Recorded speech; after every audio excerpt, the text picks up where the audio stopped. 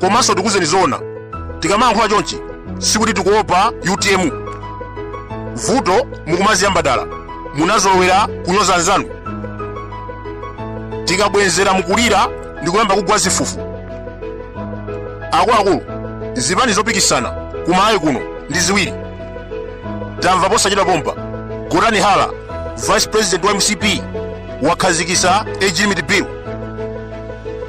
Akufuna kulesa Mutharika asepe pa chisankho. Funso nkumati akopa chani? Kamuzu Banda 192 years anayimira MCP 1994. Kodi Mutharikayo akumuopa chifukwa chani? 2020 majaji anachita chimodzimodzi.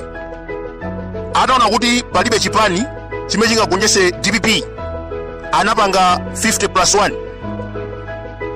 Cholinga chawo amafuna kuluzanisa UTM ndi MCP. Leronso Afrobarometer yapeza kuti Mutharika ndi amene akukondedwa kumalawi kuno. Rwanda oye! Tonse oye! Iwowa afufuza kale ndipo akumva kutentha ndi Profesa Peter Mutharika. That is why akufuna kukhazikisa bill imeneyi. Ino anyamata UTM musakwe mtima. Ndakhala ndikukuwuzani pano kabambe akutayisa nthawi. Chilima was a brand. Chilima sale munthu amasewera. Of course tikudziwa kuti anaba ndrama kwa sata $250,000 imene atenga kumeneko kumakagulira magalimoto. Tikudziwa kuti ndiwakuba. Koma Chilima anali munthu otchuka. Chilima anali brand.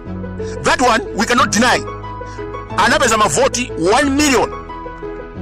Kodi inu kabambe angapeza mavoti of 500,000 angakwane? Boma la MCP ngati liko pa chipani ndi DPP. Age limit bill ikubwera pofuna kuthana ndi DPP. Komanso ku DPP ko amene akumuopa ndi Mutharika.